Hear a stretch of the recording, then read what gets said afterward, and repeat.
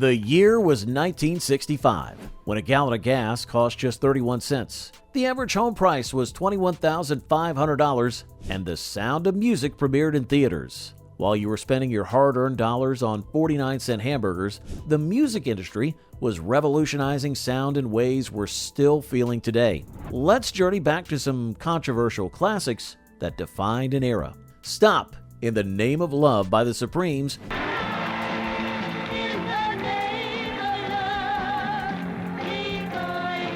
took the charts by storm in February of 1965. The iconic hand gesture during performances wasn't planned, but came from Diana Ross watching traffic cops in Paris. Behind the glamour, Motown founder Berry Gordy's controlling management style and rumored relationship with Ross created deep tensions within the group. The Supremes formed in 1959 in Detroit's Brewster Douglas housing projects, and Berry Gordy initially called them the No-Hit Supremes after their first 8 singles flopped. Few know that Florence Ballard, not Diana Ross, was originally the group's lead singer.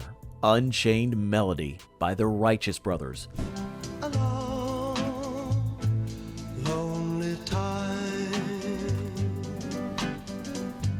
Wasn't even intended to be their single. It was relegated to the B-side of Hung on You. Producer Phil Spector focused on the other song, but DJs flipped the record and made history. The duo of Bill Medley and Bobby Hatfield formed in 1962 and got their name when a Marine shouted, "That was Righteous Brothers," after a performance. Their partnership was famously contentious, with Hatfield resenting that Medley sang lead on both songs. Surprisingly, this haunting love ballad was originally written for a forgotten prison film in 1955. Herman's Hermits released Silhouettes as their follow-up to Mrs. Brown, You've Got a Lovely Daughter. Though British, they often found more success in America than at home, leading to accusations of betraying their roots. Formed in 1964 in Manchester, the band featured 17-year-old Peter Noone as the lead singer, whose clean-cut image contrasted sharply with grittier British invasion groups. Many critics dismissed them as manufactured pop, while the Beatles and Stones created real art. Ironically, Silhouettes was originally recorded by American doo-wop group The Rays in 1957, reversing the usual pattern of British bands covering American songs. I'll Never Find Another You by The Seekers broke barriers.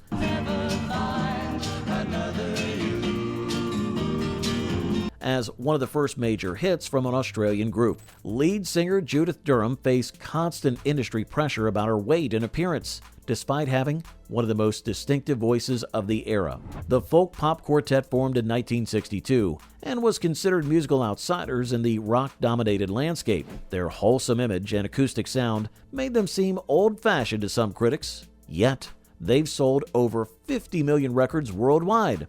Durham was actually a jazz singer who only intended to temporarily join the group, but stayed after their unexpected success. The songs of 1965 weren't just melodies, they were the soundtrack to your youth. So, what memories do these tracks bring back? Maybe that first dance? Or what about a summer romance? Drop these stories in the comments below and hit that like button. Your experiences aren't just nostalgia. They're living history that deserves to be shared. Subscribe to make sure you catch every volume in this series. Cara Mia by Jay and the Americans resurrected a 1954 UK hit.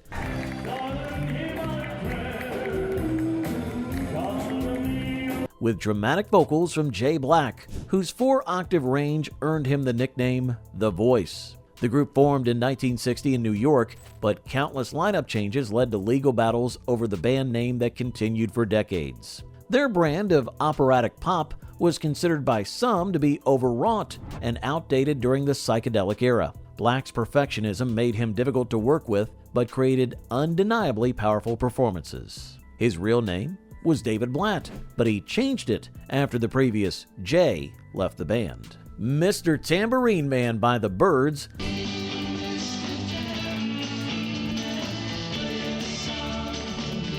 revolutionized folk rock by electrifying Bob Dylan's acoustic composition. Only Roger McGuinn from the band actually played on the recording, as session musicians handled the rest because producer Terry Melcher didn't trust their abilities. Formed in Los Angeles in 1964, the group's complex harmonies and jangling 12-string guitar influenced countless artists, though Dylan himself was initially skeptical about their interpretation. The controversy deepened when band members later claimed they deserved co-writing credit for transforming the song. McGuinn's distinctive circular granny glasses weren't a fashion choice, but necessary due to his poor eyesight. Cast Your Fate to the Wind by Sounds Orchestral brought jazz into the pop charts with their instrumental piano cover of Vince Guaraldi's composition.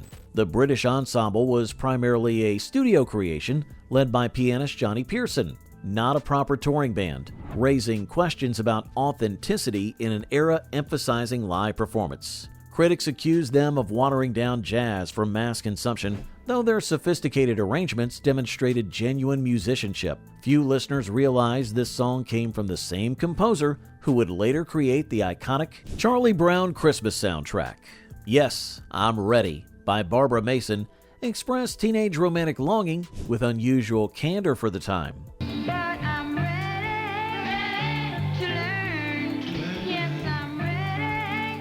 The Philadelphia singer wrote the song herself at just 18, defying the male-dominated songwriting establishment. Starting her career in 1964, Mason faced industry sexism despite her talents as both a performer and songwriter. Her vulnerable vocal style influenced later soul singers, though she never reached the commercial heights of contemporaries like Diana Ross.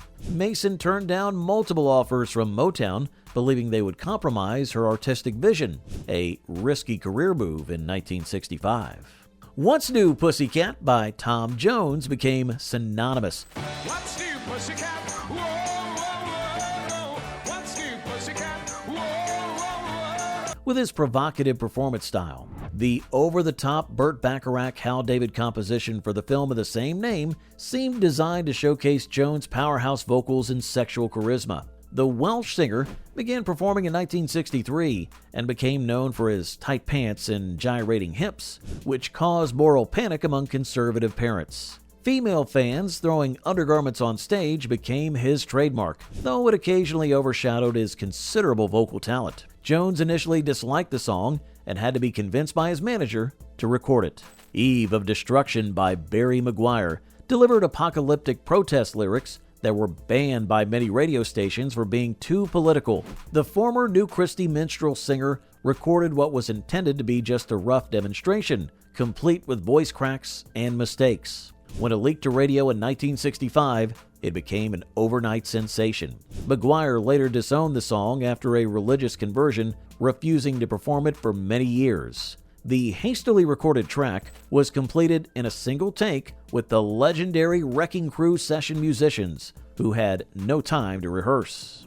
Hang On Sloopy by the McCoys knocked the Beatles off the top spot on the charts. Hang on, Sloopy, Sloopy, hang on.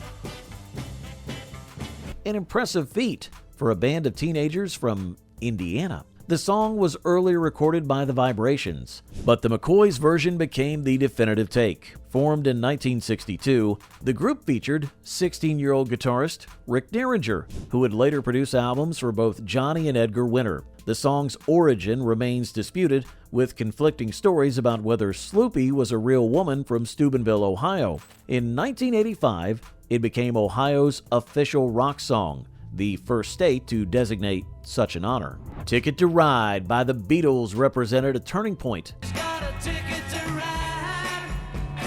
She's got a ticket to ride. Toward more complex compositions and guitar-driven sounds. John Lennon later described it as the first heavy metal record, though modern listeners might disagree with that characterization. The Fab Four formed in Liverpool in 1960, and by 1965 were experimenting with marijuana, which influenced their evolving sound. The song's meaning has been deliberated for decades, with Lennon alternatively claiming it referred to a ticket to the town of Ryde on the Isle of Wight, or to health certificates carried by Hamburg prostitutes. Surprisingly, Ringo's distinctive drum pattern on the recording was Paul McCartney's idea.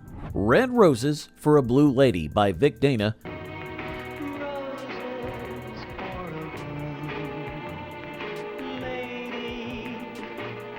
revived a 1948 standard during an era when rock was dominating the charts. Dana began his career as a dancer on The Lawrence Welk Show before transitioning to singing, a background that drew criticism from rock purists. His smooth vocal style represented the kind of traditional pop that was rapidly losing ground to newer sounds in 1965. The song's traditional gender roles and romantic sentiment seemed increasingly dated amid the social changes of the 1960s. Dana had previously been part of the Fleetwoods, replacing male vocalist Gary Troxell while he served in the Navy. Papa's Got a Brand New Bag by James Brown signaled a revolutionary shift from R&B toward funk that would change pop music forever. The revolutionary single was recorded in just one take during a 3-hour session. Brown started performing professionally in 1956 and was known as the hardest working man in show business for his grueling tour schedule and perfectionism.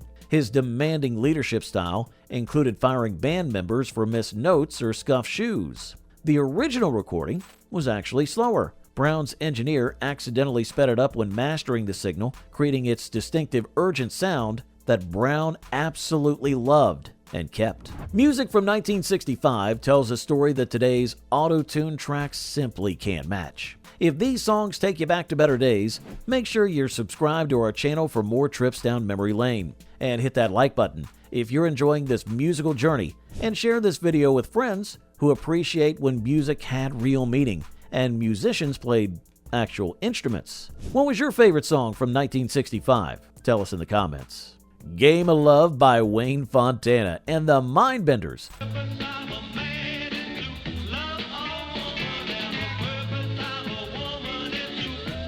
topped the charts just before the group split, with Fontana leaving during a live performance when he spotted his replacement in the audience. The Manchester band formed in 1963 and experienced the fickle nature of fame when Fontana's solo career quickly fizzled. The backing band continued as the Mindbenders, scoring another hit with A Groovy Kind of Love. Fontana's later life was troubled, including financial problems and a 2007 arrest for setting a police car on fire while wearing a dress. Despite their brief time together, they remain influential in British invasion history. The Name Game by Shirley Ellis brought playground rhyming traditions to the pop charts.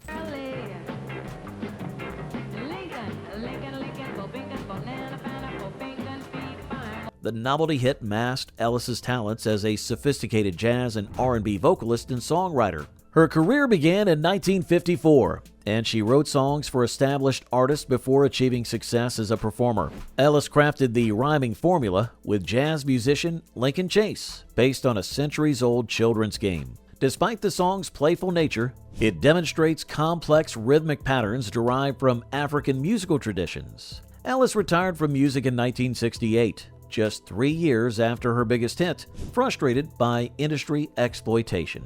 I Know a Place by Petula Clark followed her breakthrough downtown with another upbeat celebration of escaping everyday troubles through nightlife. The British singer began as a child performer during World War II, entertaining troops at age 7. By 1965, Clark was already a 15-year veteran of show business, yet managed to reinvent herself for new audiences. The song hinted at countercultural themes that would soon dominate popular music, suggesting a secretive gathering place away from adult supervision. When performing on American television, Clark triggered controversy by touching her black guest, Harry Belafonte's arm, causing a sponsor to demand a retaping. Back in My Arms Again by The Supremes marked their 5th consecutive #1 hit.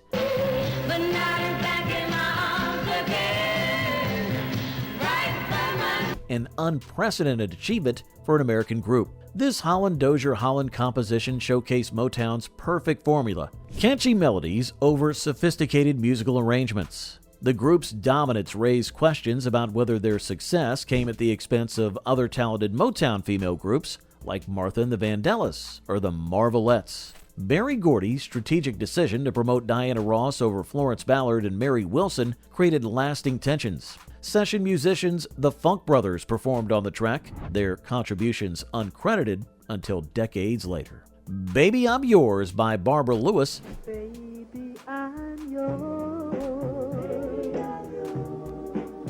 and I'll be conveyed romantic devotion through her uniquely ethereal vocal style. The Michigan singer began her career in 1962, writing songs in her teens and recording them in a primitive studio set up by her father. Her smooth, controlled delivery contrasted with the more gospel-influenced female soul singers of the era. Atlantic Records producer Ollie McLaughlin discovered Lewis, but paired her with songs written by others despite her songwriting talents, a common fate for female artists of the era. The song was written by Van McCoy, who would later create the disco hit, The Hustle.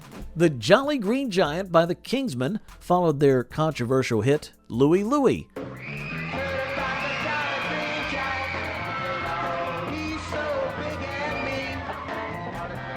With this innuendo-laden track that barely disguised its sexual references behind the commercial mascot character. Formed in 1959 in Portland, Oregon, the band's raw garage sound inadvertently helped create the template for punk rock. Original vocalist Jack Ellie had already left the group by 1965 after disputes over royalties from Louie Louie. Their untrained, primitive playing style was derided by musical traditionalists but celebrated by those who valued authenticity over polish. The song's references to the Giants' size and prowess led to scattered radio bans, which only increased its popularity. These songs from 1965 captured a world in transition. Civil rights movements, Vietnam, and cultural upheaval found their way into the grooves of vinyl that spun on your turntables. At just 89 cents per single, these records were affordable escapes that shaped your generation. If you've enjoyed this musical time machine, make sure to subscribe, like, and share with friends who remember when music told stories that mattered. The past isn't just history, it's the foundation of everything we're listening to today.